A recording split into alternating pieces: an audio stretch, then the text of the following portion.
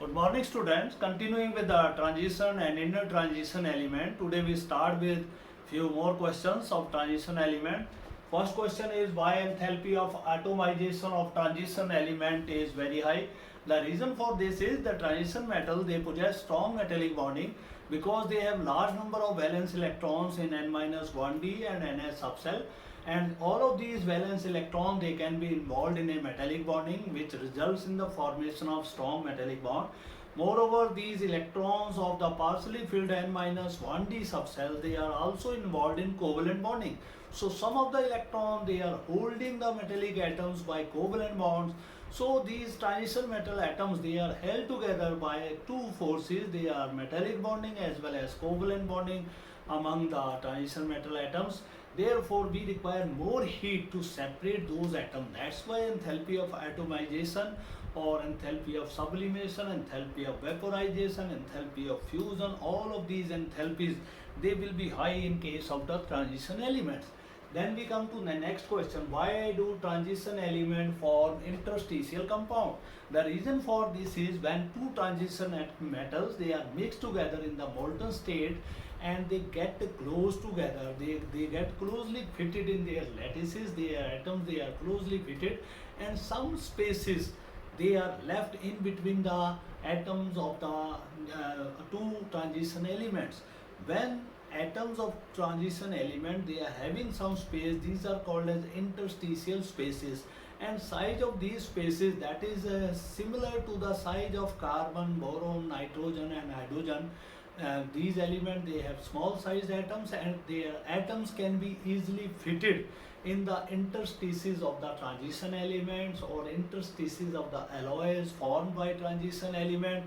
That's why these transition elements can easily form interstitial compound because the sizes of their interstices that matches with the atoms of small sized elements for carbon, hydrogen, nitrogen and boron. They all can form interstitial compound with transition element.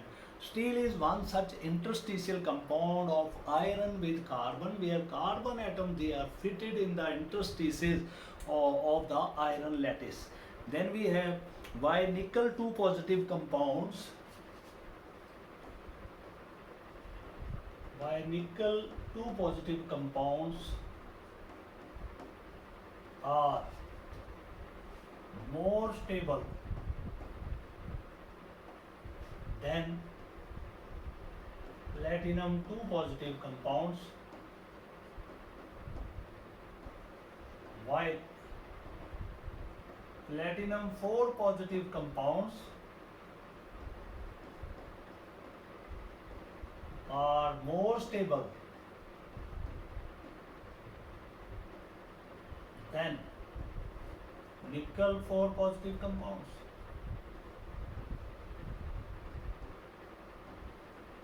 The reason for this is the sum of first two ionization energies for nickel 2 positive compound that is less than the sum of two first ionization energies of platinum 2 positive compound. That's why nickel 2 positive compound they will be more stable. The species which have low sum of first two ionization energies they are easily formed and they will give the more stable compounds. Then in this case platinum 4 positive compound they are more stable than nickel 4 positive compound. Reason for this is same again. In case of the platinum the sum of the first four ionization enthalpies that is less than that of the nickel. That's why platinum 4 positive compound they are more stable than nickel 4 positive compound because they are requiring less energy to form and will be giving more stable compounds. So this is the reason why these ions are more stable. Then we have the question, very important question. What are disproportionation, reactions? Explain with two examples.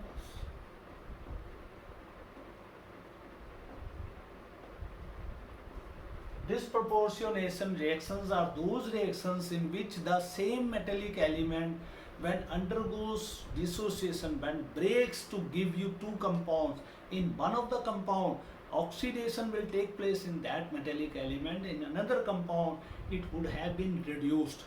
And this happens only if a particular metallic atom or ion, it is unstable in a particular oxidation state, then it tries to acquire a state of more stability.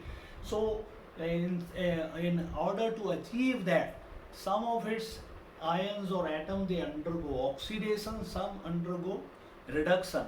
So this proportionation means the same substance undergoing oxidation as well as reduction.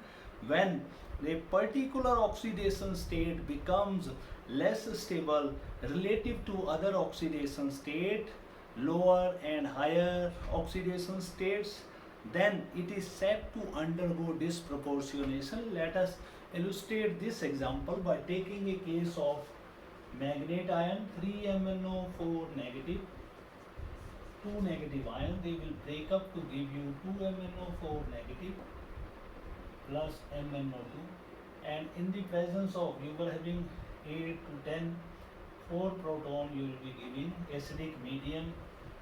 This reaction will take place in acidic medium. Here manganese was present in +6 state. Here it is present in +7 state. In this case it is in +4 state. So +6 oxidation state changes into 2 oxidation state, +7 and +4. The main reason is for that is that this +6 state that was not so stable as +7 and +4. Therefore, +6 state tried to change into some other state which will be more stable. So it undergoes disproportionation in the acidic medium to give you MnO4 magnet ion, plus you will get the MnO2 manganese dioxide. Similar is the case with chromate ions, CrO4 3 negative ions. They also combine with protons to give you Cr3 positive ions, chromium tripositive ions, and 2 CrO2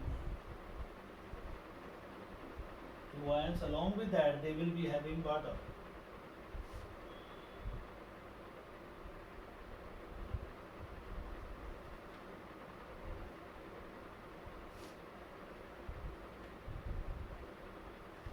Here chromium is present in +5 state. That is unstable. It will change into +3 state, and here it is present in +6 state. So same oxidation state is now changing into +3 and +4. Here it has taken electron and oxidation state has reduced from +5 to +3. Here it has lost electron, oxidation state had increased. So from here to here you see it has undergone oxidation, while in this state it has undergoes reduction. So where oxidation number is decreasing, it is undergoing oxidation. It is undergoing oxidation. Where oxidation number is increasing, where decreasing, it is undergoing reduction. So these reactions are called as disproportionation reactions. Now let us take one more question, a very important question. Give the preparations of A2Cr2O7. Potassium dichromate has to be prepared. It is prepared from chromite ore, which is a very important ore of chromium. It is a mixture of iron oxide and chromium oxide. It is heated in the presence of your potassium carbonate or sodium carbonate to get potassium dichromate. So our next question is, give preparation of potassium dichromate. It is a compound of chromium in +7 oxidation state. So it can be prepared from chromite ore, 4FeCr2O4, plus you have NaOH plus 7O2, you will get 2Fe2O3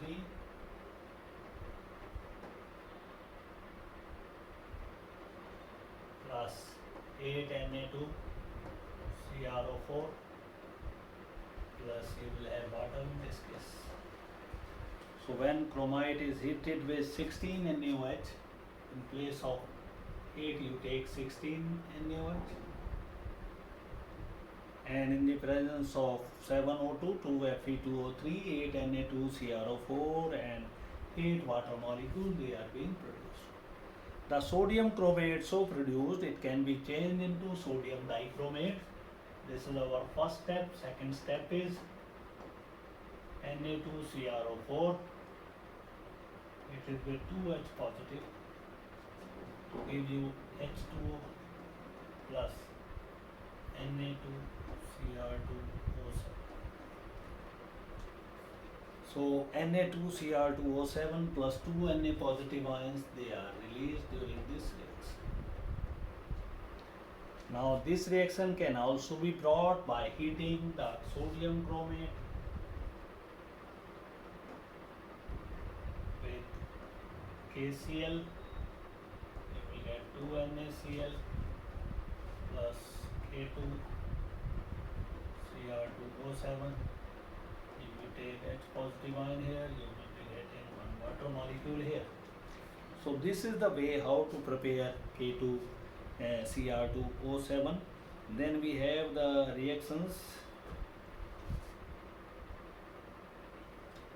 of dichromate. Question number 5. Discuss oxidizing action of KMnO4, acidified KMnO4 and acidified K2Cr2O7 on ferrous sulfate and oxalic acid. Both of them, they are good oxidizing agent, both react. Now first of all we see action of KMnO4. These reactions are similar except first reaction. First reaction here is 2KMnO4 combines with 3 sulfuric acid because it is in acidic medium. Product will be K2SO4 plus 2MnSO4 plus 3 water, and along with that it produces 5 nascent oxygen. These nascent oxygen, they react with ferrous sulfate in the presence of sulfuric acid. You get 1 oxygen here, you will be getting Fe2SO4 thrice. Along with that you have water. Multiply this equation by 5 and add this equation, you will be getting the balanced equation. So we have 10 molecules of FCSO4 here, 2 molecules of 2KMnO4, 4 molecules of sulfuric acid here used up. We get K2SO4, we get 5 molecules of ferric sulfate, and along with that we get 8 water molecules. So this is action of KMnO4 on ferrous sulfate. Similarly, we'll be having the action of KMnO4 on oxalic acid. First reaction is same. 2KMnO4 first of all combines with sulfuric acid concentrated to give you K2SO4 plus 2MnSO4 plus 3 water, and 5 nascent oxygens are produced here. These nascent oxygen, they will combine with oxalic acid and will produce CO2 plus water. Since here we are producing 5 oxygen, so multiply this equation by 5 again. You will be getting 5 oxalic acid molecules. Oxygen is omitted, cancelled out. Then we have 2KMnO4. Then we have 3H2SO4 here. They will combine to give you K2SO4, 10 CO2, 5 water, 3 water, 8 water, and 2 MnSO4.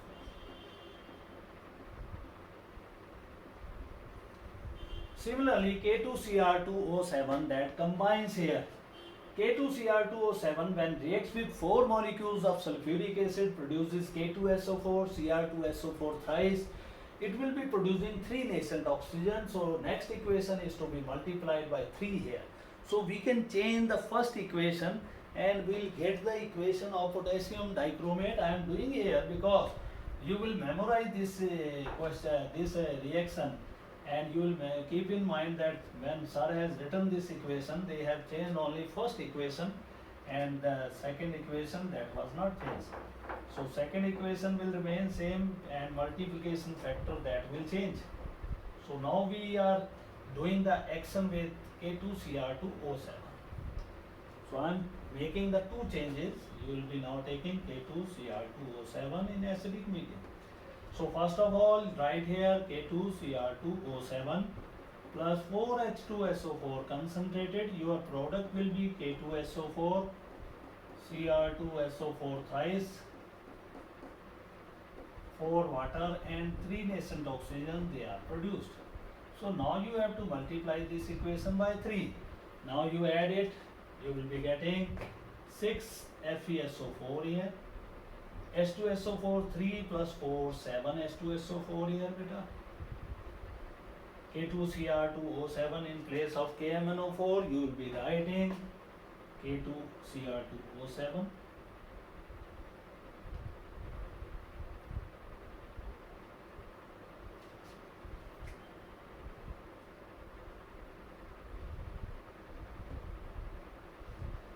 So this will be our product. Iron will be here. We are having 6, so it will be 3.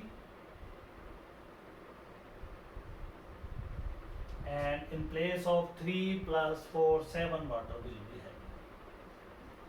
So this is first equation. Then we come to dichromate equation here.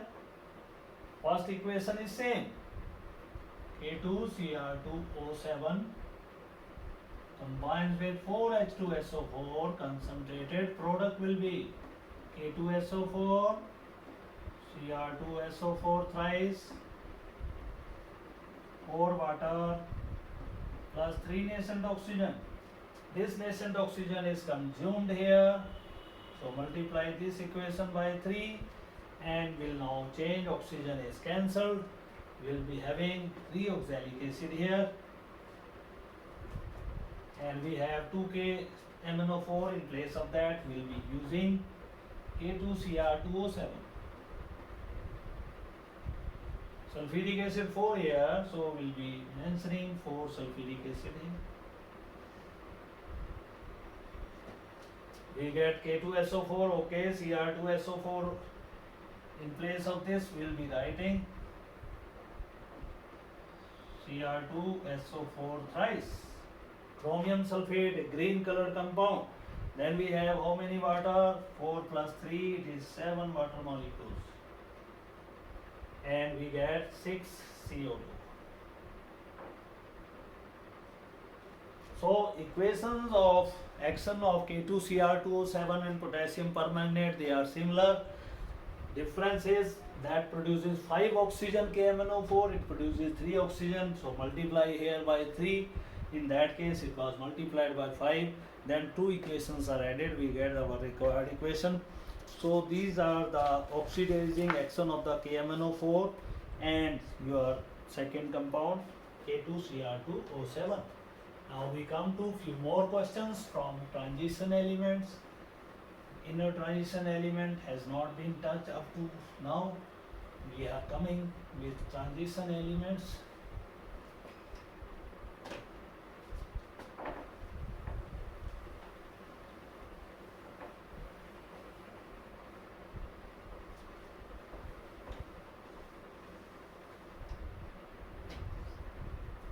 This is our next question, question number 6.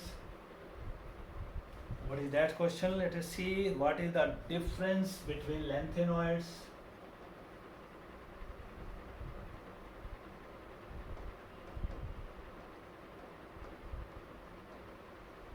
and actinoids. First point is they show oxidation state +3 and +6 more prominent.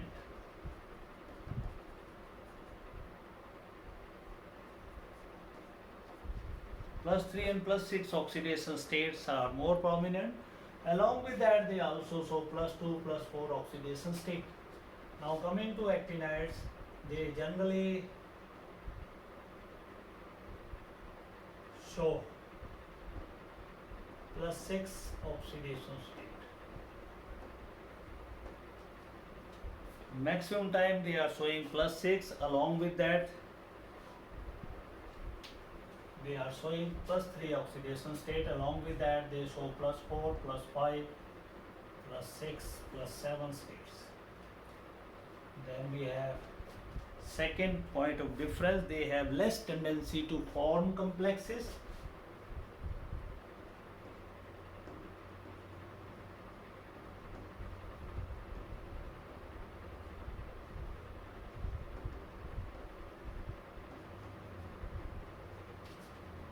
They have more tendency to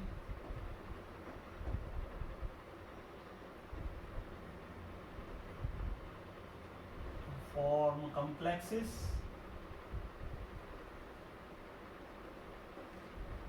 except promethium. All other lanthanoids are non-radioactive.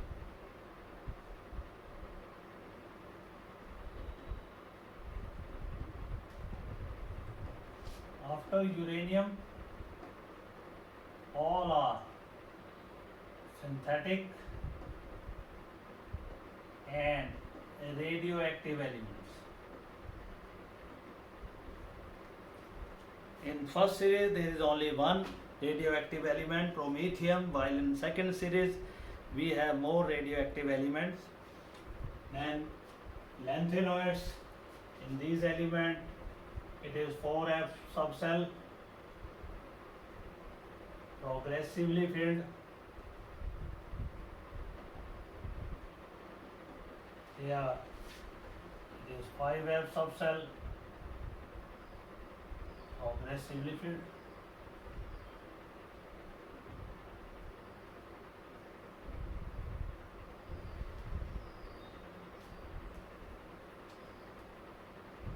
Here magnetic properties are easy to explain.